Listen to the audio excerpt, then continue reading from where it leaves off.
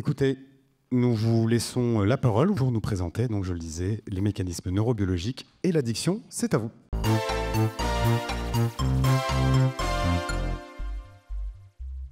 Bien, donc je vais vous parler un petit peu mécanisme neurobiologique. Et en fait, on va essayer de réfléchir à cette question qui est de pourquoi est-ce que nous persistons à consommer un produit malgré finalement des conséquences négatives. Vous devez à peu près savoir que l'addiction, c'est pas une histoire de habitude, c'est pas non plus une histoire de volonté, c'est quelque chose de plus compliqué, c'est une maladie qui se caractérise par un usage excessif du produit, une poursuite malgré les effets négatifs, une capacité de contrôle diminuée, c'est-à-dire qu'on n'arrive pas à arrêter, et on observe aussi ce qu'on appelle du craving, c'est-à-dire un désir impérieux de reconsommer, même longtemps après avoir arrêté. Ce qui est intéressant d'un point de vue neurophysiologique, et c'est ce qu'on va essayer de voir, c'est qu'en fait les mécanismes qui sous-tendent la mise en place des addictions sont aussi les mécanismes qui vont sous-tendre la mise en place d'un grand nombre de nos comportements et qui vont nous permettre de nous adapter à notre environnement. Donc c'est ça qu'on va voir, et la première chose qu'il faut qu'on définisse, c'est quand même cette notion de récompense. Dans la récompense, en fait, c'est un processus dynamique. Il y a plusieurs choses. Il y a la récompense en elle-même, mais il y a en fait toute la réaction du système nerveux face à ces récompenses. Dans un premier temps, on va développer des apprentissages qui vont nous permettre de renforcer les comportements qui ont amené à cette récompense, et on va développer des motivations. Dans les récompenses, on va distinguer deux choses qui sont les récompenses primaires, qui sont, on pourrait dire, innées, en quelque sorte, qui ont une valeur innée.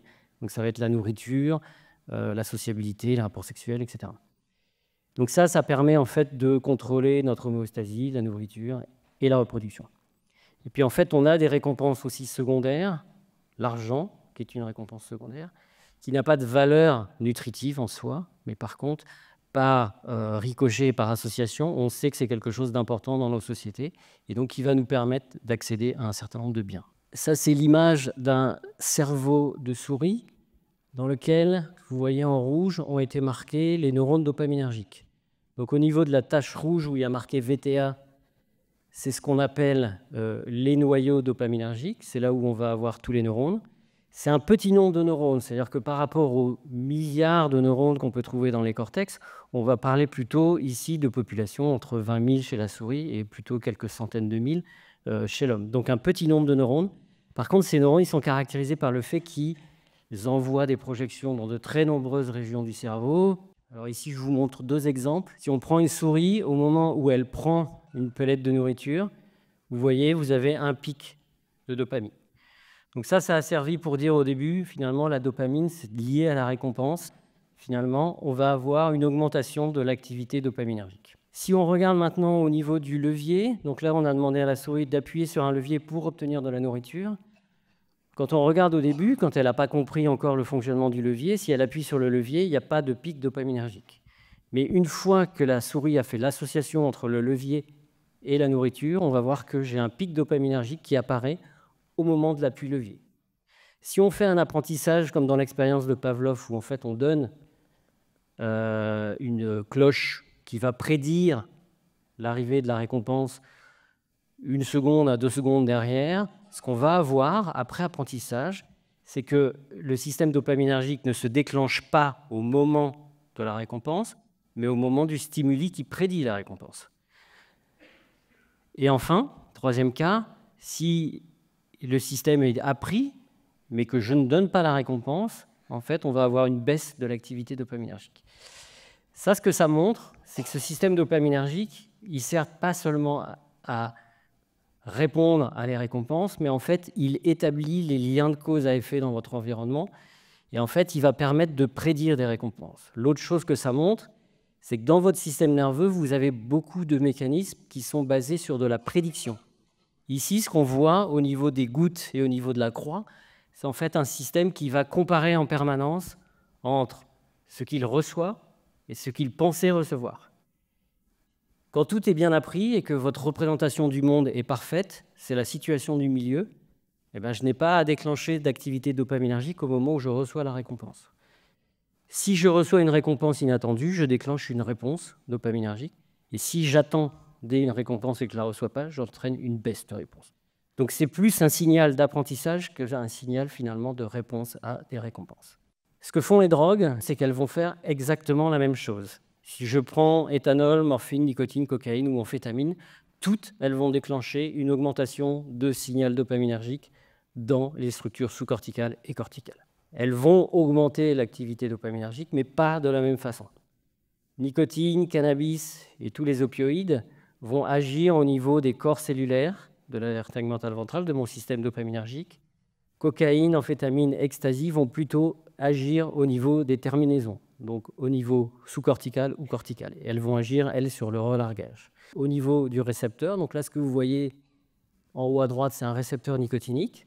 Ce récepteur, normalement, il est utilisé pour la neurotransmission cholinergique au sein du système nerveux. Et donc, la nicotine vient se mettre sur le récepteur. Lorsqu'on fume, on ingère de la nicotine. Elle passe dans les poumons, elle passe dans le sang, elle monte dans le cerveau. Elle se fixe au niveau de ces récepteurs.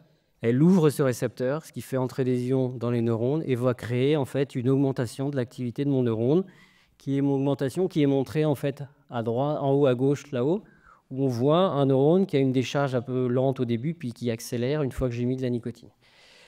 Cette accélération de l'activité de mes neurones dopaminergiques, ça va se traduire par un pic de dopamine au niveau du relargage. Et si je regarde maintenant d'un point de vue comportement, si j'offre à mon animal un choix entre aller à gauche dans un labyrinthe pour recevoir une dose de nicotine ou aller à droite pour ne rien recevoir du tout, les points en blanc vous montrent un comportement d'une souris normale, c'est-à-dire qu'au début, elle va choisir aléatoirement entre droite et gauche, et puis petit à petit, elle va choisir le côté où il y a de la nicotine. Donc on a induit un renforcement du fait de cette cascade d'activation dopaminergique. Le deuxième élément dans le processus d'addiction dont on a besoin un petit peu de comprendre, c'est la manière dont on va choisir entre les options. Il y a un moment donné, vous êtes confronté à des choix. L'exposition en drogue va modifier la manière dont vous répondez finalement à des choix. Et pour comprendre ça, on a besoin un petit peu de comprendre comment finalement les choix se font dans le cerveau. Et en fait, il y a deux étapes pour ça. La première, c'est la construction d'une valeur pour chaque objet. Et le deuxième élément du choix, c'est ce qu'on appelle la politique. La politique la plus simple qui peut être utilisée, c'est vous dites « je choisis toujours la récompense la plus haute ». Il y a de l'incertitude sur l'acquisition de la récompense. Il y a des efforts que vous devez faire pour avoir cette récompense. Et tout ça, en fait, c'est des coûts qu'il faut intégrer aussi au moment de votre choix. Donc, ce que je vais vous montrer ici, c'est une petite expérience. Et donc, si on regarde, en fait, tout ça, c'est la proposition d'un même pari qui est « je vous donne 1 500 € ou 1 000 € avec 50% ou 2 000 € 50%. » Et ce que ça montre, on accorde plus d'importance normalement au risque d'échec qu'au potentiel de gain. On est prêt à prendre plus de risques pour éviter de perdre. Par contre, quand il s'agit de gagner, on est plutôt fiable, c'est-à-dire qu'on accepte de ne pas prendre de risques. Donc ça montre en fait un certain nombre de biais, c'est ce qu'on appelle des biais cognitifs, qui sont en quelque sorte des failles du système, en fait, qui ne sont pas des failles, qui sont qu'on est obligé en permanence d'avoir des balances dans nos prises de décision. Est-ce que je dois prendre une décision rapidement ou prendre du temps pour réfléchir? Est-ce que je dois prendre un risque pour un gain ou ne pas prendre de risque? Est-ce que je dois accepter quelque chose maintenant plutôt que dans 3 jours, mais avec une espérance de gain plus forte? Donc ça, c'est de l'impulsivité. Et donc tous ces balances, finalement, c'est géré au niveau du système nerveux et c'est géré quelque part un peu par la dopamine. Comment on peut résumer un peu tout ça? Une forme de représentation un peu globale du fonctionnement du système nerveux qui nous dit qu'on aurait en fait toujours des oppositions entre les systèmes. Un système 1 qui est rapide, instinctif, émotionnel et associatif.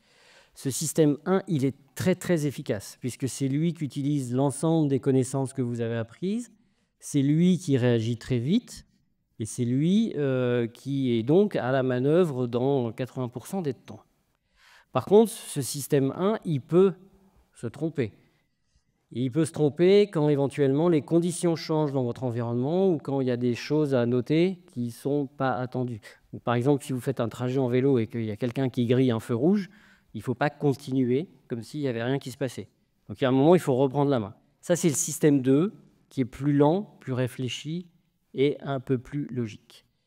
Et en fait, l'idée, c'est que le système 2, il prend le contrôle. Donc, dans les addictions, ce qu'on suppose, si on accepte cette simplification un petit peu outrancière du système nerveux, c'est que finalement, l'équilibre entre le système 1 et le système 2 va en faveur du système 1. C'est-à-dire qu'on est un peu plus impulsif et qu'on perd un petit peu le contrôle sur cette impulsivité parce que notre système 2 est un peu plus fainéant. Là, je vous montre le cas d'un processus de décision chez le fumeur où on a la situation assez caricaturale où finalement les gens ont tendance à fumer toujours au même endroit. Très souvent, en fait, quand vous allez sur votre lieu de travail, avant de rentrer sur votre lieu de travail, vous sortez votre paquet de cigarettes, vous fumez et vous pesez là dans ce cendrier de manière commune. Si on reprend un petit peu le fonctionnement de la dopamine, au début, vous allez avoir une activation de votre système dopaminergique quand vous fumez, mais au bout d'un certain moment, l'endroit, le lieu devient un indice environnemental et cet indice environnemental déclenche une motivation. Donc en gros, quand vous passez à côté de cet endroit-là, vous avez une envie de fumer qui monte. Au-dessous, on voit en fait les parties corticales et on voit la consommation de glucose des parties corticales chez une personne contrôle et chez une personne dépendante. Et ce qu'on s'est rendu compte, c'est que les parties corticales étaient beaucoup plus actives chez les personnes non dépendantes que chez les personnes dépendantes. Ce qui suggère en fait que les systèmes corticaux sont un petit peu plus fatigués, on va dire, et qu'ils reprennent un peu moins le contrôle sur la partie sous-corticale. Donc en gros, on pourrait résumer ça en disant que vous avez un shift de la balance vers les systèmes rapides, instinctifs, mais aussi, s'ils sont trop rapides, impulsifs, vers le système 1, et donc que vous développez sous addiction un ensemble de profils qui vont plutôt favoriser la reprise et la reconsommation des produits. La nicotine, elle va agir non seulement sur les comportements qui amènent à la consommation de nicotine, mais elle va aussi agir sur tout un tas de comportements généraux et qui sont à la base de notre identité. Donc là, ce qu'on regarde, c'est notre capacité d'exploration. Donc l'exploration, c'est important. En gros, vous êtes en permanence en train de choisir, quand vous devez aller au restaurant, vous avez le choix entre aller dans un restaurant connu ou explorer, aller dans un restaurant inconnu pour faire de nouvelles découvertes. Bon, bah ça, c'est ce qu'on appelle une balance assez classique qui existe dans tout le règne animal. Est-ce que vous exploitez vos connaissances ou est-ce que vous prenez de l'énergie et du temps pour explorer et acquérir de nouvelles connaissances? Le dernier point qui est important, c'est que, et qui est soulevé par cette étude sur les addictions, c'est que tout le monde n'est pas égal devant l'addiction. En fait, si vous prenez même des drogues relativement dures comme la cocaïne, des gens peuvent maintenir une consommation contrôlée de cocaïne et seulement 20% à 30% vont devenir, à un moment, perdre le contrôle et devenir dépendants. La question, elle est pourquoi? Donc c'est à partir de là qu'a été définie cette notion de facteur de vulnérabilité, c'est-à-dire qu'il y aurait un certain nombre de processus physiologiques qui ferait que vous seriez plus susceptible de devenir dépendant que d'autres. Dans les facteurs socioculturels, nous, il y a un facteur qui nous intéresse aussi beaucoup, c'est que les gens sont aussi différents parce que lorsque l'on vit en société, on est obligé de s'adapter à l'autre. On ne peut pas tous avoir exactement le même caractère puisqu'il y a des compétitions, etc. Et donc, il s'agit en fait de s'adapter au comportement des autres et de savoir sa niche comportementale qui va vous permettre d'être le mieux adapté dans votre environnement. Et en fait, cette adaptation de niche, elle change vos circuits nerveux et elle pourrait favoriser éventuellement l'émergence de vulnérabilité ou de dépendance. Comment on peut voir ça? Donc là, je vous montre la dernière expérience qui a été faite sur des souris. Donc les souris vivent dans une grande cage. Il y a un endroit où il y a un nid, il y a un endroit où il y a de la nourriture à volonté, et puis les souris se promènent là-dedans comme elles veulent. Et en fait, on détecte la position des souris parce qu'elles sont pucées, et on peut faire faire des vidéos et donc avoir un peu leur comportement. Et puis on s'intéresse en fait pour avoir de l'eau, elles sont obligées d'aller dans la partie supérieure où elles vont faire un test, isolées de leurs congénères, donc toutes seules. Et donc là, elles doivent choisir d'aller à droite ou à gauche dans le thé pour obtenir soit de l'eau d'un côté, soit du sucre de l'autre côté. Puis on change la position de l'eau et du sucre. Et si on regarde un peu comment les animaux s'adaptent à ça, ce qu'on peut voir en bas, c'est une souris Donc quand c'est violet, ça veut dire que le sucre est à droite. Quand c'est vert, le sucre est à gauche. Donc cette souris, ce qu'elle fait, c'est qu'elle est très attirée par le sucre et elle traque le sucre. Donc c'est ce qu'on appelle une souris traqueuse. Et cette souris, elle a un niveau d'activité dopaminergique qui est relativement faible. Il y a une autre souris au-dessus, où en fait, pendant 2 mois d'expérience, elle a toujours été à gauche. Peu importe la position du sucre, finalement. Alors, il y a plusieurs interprétations. Soit elle attend le sucre, et puis en fait, tous les 3 jours, elle a le sucre, donc ça marche. Soit elle n'a rien compris. Soit, en fait, son système s'est adapté de manière légèrement différente, et c'est une stratégie qui est tout aussi efficace que les autres. Et pour tester ça, ce qu'on a dit, c'est si on regroupe ensemble des individus qui ont tous le même profil, donc on prend des individus, par exemple, qui vont tous d'un seul côté, on les regroupe ensemble, on laisse le système évoluer. En fait, au bout d'un mois, vous revoyez apparaître des individus qui sont soit d'un seul côté, soit qui vont alterner. Ça veut dire que pour adapter à votre nouvel environnement social, vos nouveaux camarades de jeu, en quelque sorte, vous avez développé ou adapté vos systèmes dopaminergiques qui va avoir une conséquence sur la manière dont vous faites vos choix. Ça permet finalement de commencer à introduire l'idée que votre adaptation à votre environnement peut aussi avoir pour conséquence de changer votre vulnérabilité aux drogues. Et ça, c'est un des derniers aspects qui est relativement important dans le domaine, c'est de comprendre un petit peu cette dynamique des traits pour pouvoir voir un petit peu comment ces choses émergent.